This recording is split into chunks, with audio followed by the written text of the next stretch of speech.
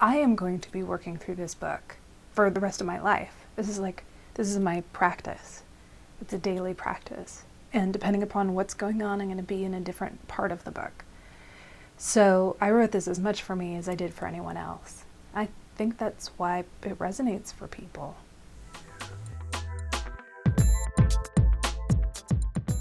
I wrote this book because I was getting emails from readers of my blog. I wrote Guess What Normal Is for 10 years. And they would ask me, where do I start? Like, I just kind of realized that the issues in my life and relationships might be related to my less than perfect childhood. What do I do now?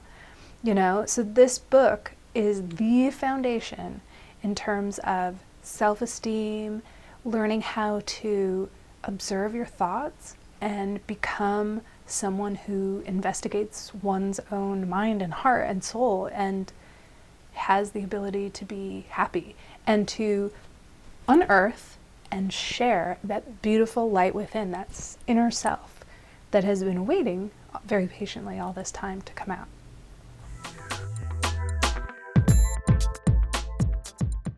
So the difference is the voice that says to you, you know what, go to the gym. The voice that says, let's keep on this training schedule. This voice that says, you know what, start gathering ideas for that small business you're thinking about. The thing that's different is that the voice behind that plan is saying, you can do this. You love yourself. This is going to be great.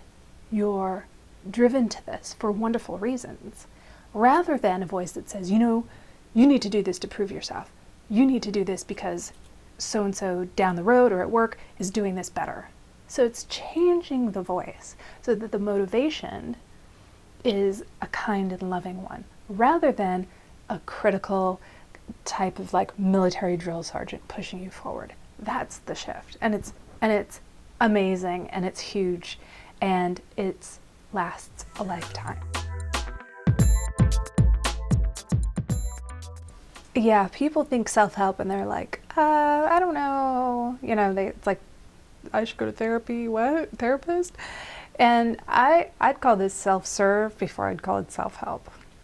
It's really, you have to do the work. No book is gonna change anyone by existing. You have to access it, get into it, read it, do the work.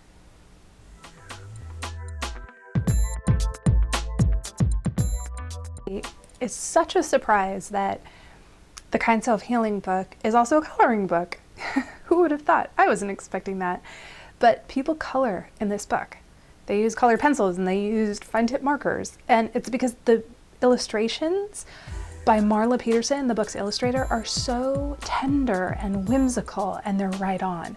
Like, when I saw her illustrations, all of which were hand-drawn with ink, I knew that a manuscript was going to be elevated by those illustrations. They're just beautiful. So yeah, it's a coloring book too.